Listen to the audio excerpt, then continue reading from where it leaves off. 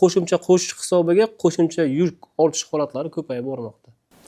Bu qachondir tartibga tushadimi? Nima deb o'ylaysiz? Qachonki inspeksiyaga vakolat berilsa. To'g'ri aytyapsiz Nurullo aka. 2023-yillarda mana Farruxjonim biladi. Bir kunda 5 ta 6 ta protokol bo'ladi respublikada. Shunaqa. Biz 2024-yil mart oyida shtab tashkil qildikda, tarozi bo'yicha respublika gayida o'tirib, bir kunda 50 tadan oshiq qildik.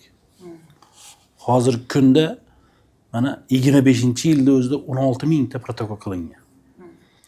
Yuktash qoidalar buzganligi uchun. Qolaversa mana avtomobil yo'llari qo'mitasiga shartnoma asosida 70 ta gay xodim jalb qildik. Faqat shu tarozi bilan ishlaydi, boshqa ish bilan ishlamaydi.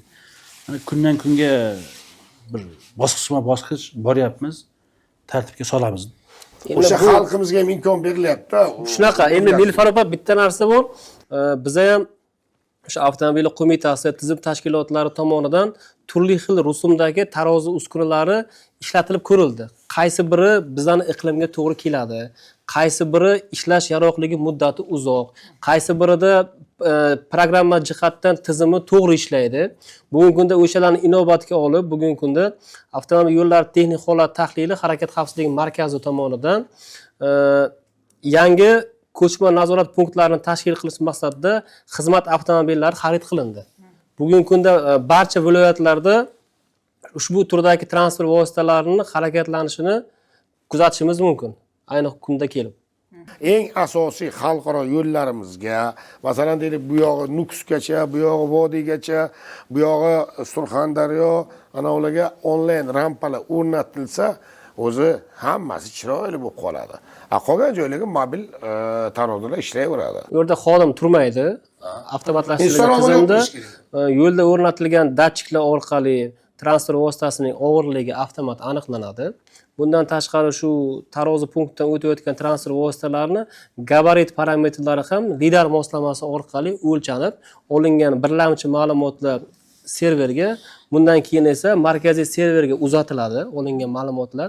Olingan ma'lumotlar shakllanishiga qarab og'irligi normadan yoki normada emasligidan kelib chiqib, o'sha fuqarolarga ma'muriy jarima yuboriladi uyiga elektron ravishda.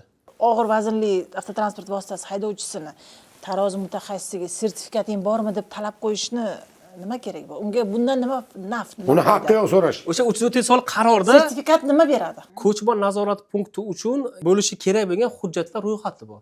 Ushbu hujjat ro'yxatda tarozi uskunasi birinchi navbatda ushbu tarozi uskunasidan foydalanish bo'yicha hujjatlar, ya'ni xodimlarning buyrug'i, uni sertifikati, qaysi institutga tugatilganligi, taroziga o'qitilganligi haqida hujjatlar mavjud emas unda.